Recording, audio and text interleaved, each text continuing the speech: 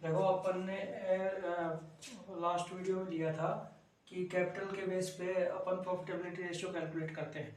अब सेकंड है इसमें रिटर्न ऑन नेट वर्थ या शेयर होल्डर्स फंड या इक्विटी, तीनों एक ही है। नेटवर्थ कैल बोलो, शेयर होल्डर्स फंड या इक्विटी इज द सेम। अब इसका जो फॉर्मूला है वो है net profit after tax and interest. Net profit after tax और after interest divided by net worth, share holder fund या इक्विटी। अब नेटवर्थ, शेयर होल्डर फंड और इक्विटी कैलकुलेट करने का जो फॉर्मूला है, अपन ने कैपिटल एम्प्लॉयड लिया था, तो कैपिटल एम्प्लॉयड जैसे कैलकुलेट करते हैं वही फॉर्मूला सेम है। बट इसमें एक डिफरेंस है कि इसमें अपन लॉन्ग टर्म डेब्ट्स को इंक्लूड नहीं करते। लॉन्ग टर्म डेब्ट्स यानी डिबेंचर्स और लोन को इंक्लूड नहीं किया जाता। तो देखो, नेटवर्थ, शेयर होल्डर फंड या इक्विटी कैलकुलेट करने का तरीका है equity share capital, preference share capital, reserve and surplus, profit and loss count less fixed TTS, assets या एक्यूमुलेटेड प्रॉफिट जैसे underwriting commission, preliminary expenses, discount on issue of shares and debentures. ठीक है, तो उससे कैलकुलेट होगा net worth, share holder fund और equity.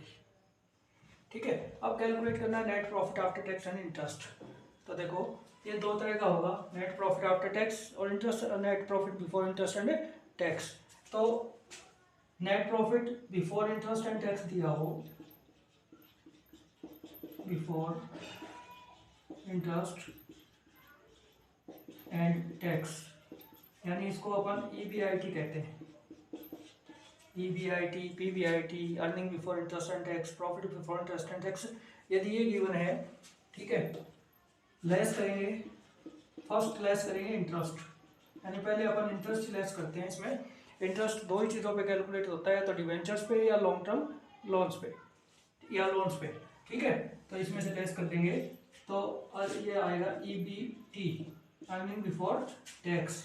Less करेंगे इसमें से टैक्स, जितनी भी रेट है उसके अकॉर्डिंग टैक्स लेस कर देंगे, तो ये आ जाएगा ईएटी, यानी अर्निंग या profit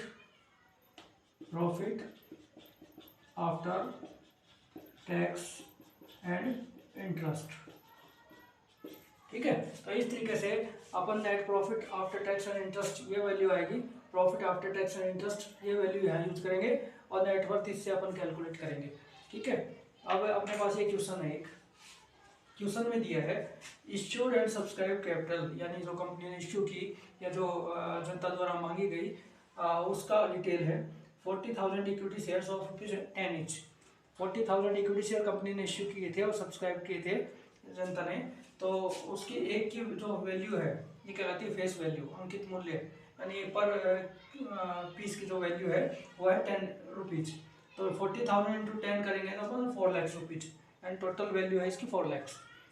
2,000 equity share preference share issue की कंपनी ने, जिसकी एक की वैल्यू थी ₹100।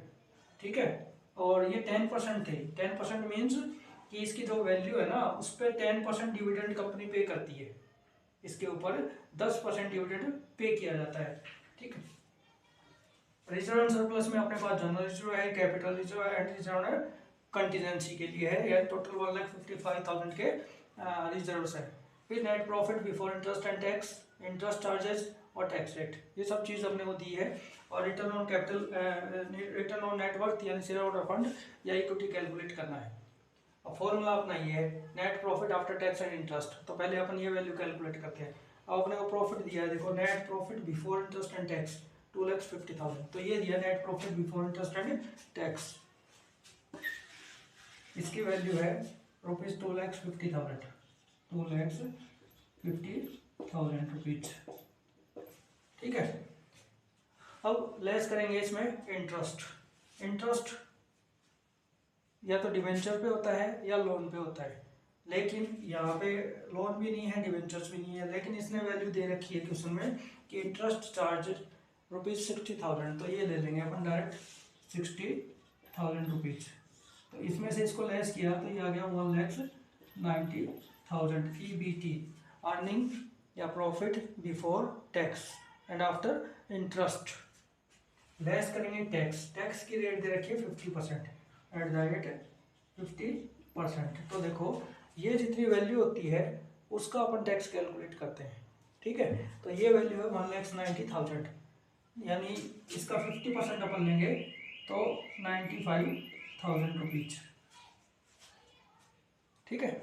यानी 1,90,000 का 50% अपन ने कैलकुलेट किया, इतना टैक्स अपन ने पे कर दिया। और टैक्स पे करने के बाद अपने पास जो नेट प्रॉफिट बचा वो हुआ 95,000, यानी net profit after tax and interest. पहले अपन ने इंटरेस्ट लेस कर दिया था, फिर टैक्स लेस कर दिया। हमेशा ध्यान रखना, पहले इंटरेस्ट लेस होगा फिर टैक्स लेस होगा, और टैक्स इस वैल्यू पे कैलकुलेट होगा, ठीक है।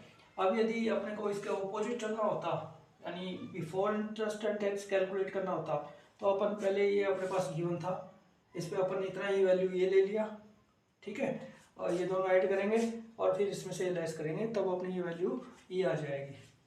तो इस तरीके से अपन ने EBIT यानी net profit after tax and interest calculate किया। अब देखो यहाँ पे अपन कैलकुलेट करते हैं नेट वर्थ या शेयर होल्डर फंड्स और इक्विटी। तो सबसे फर्स्ट इसमें इक्विटी शेयर कैपिटल दिया है, तो यहाँ यूज करेंगे equity share capital. Equity share capital की वैल्यू है ₹4 लाख। फिर लेंगे preference share capital 10%, preference share capital ₹2 lakh, ठीक है। उसके बाद लेते हैं अपन रिजर्व एंड सरप्लस। तो reserve and surplus, reserve and surplus में 3 तरह के रिजर्व हैं, जनरल रिजर्व, कैपिटल रिजर्व और रिजर्व फॉर कंटीजेंसी। इन तीनों को अपन लिखेंगे 1,55,000, ठीक है। उसके बाद लेते हैं अपन प्रॉफिट एंड लॉस काउंट। तो प्रॉफिट एंड लॉस काउंट देखो यहाँ पे प्रॉफिट या नेट प्रॉफिट या प्रॉफिट एंड लॉस काउंट, अपने को नेट प्रॉफिट कितना हुआ आफ्टर टैक्स एंड इंटरेस्ट 95,000, यानी सारे खर्चे और सब कुछ करने के बाद, टैक्स और इंटरेस्ट चुकाने के बाद नेट प्रॉफिट होता है अपने पास 95,000, ठीक है। इनको ऐड करेंगे और उसके बाद लेस करेंगे फिक्टिटियस एसेट्स, लेकिन फिक्टिटियस एसेट्स यहाँ पे कोई भी नहीं दे रखी, इसलिए कुछ भी लेस नहीं होगा। इन तीनों का अपन टोटल, चारों का अपन टोटल करेंगे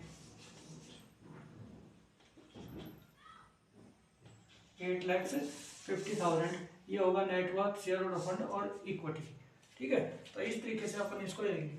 अब यहाँ पे net profit after tax and interest था अपना 95,000 डिवाइडेड बाई नेट वर्थ आ गया, शेयर और फंड्स है या इक्विटी है वो है 8,50,000, इनटू करेंगे 100। तो इसकी वैल्यू अपन कैलकुलेट करें तो इसकी वैल्यू आएगी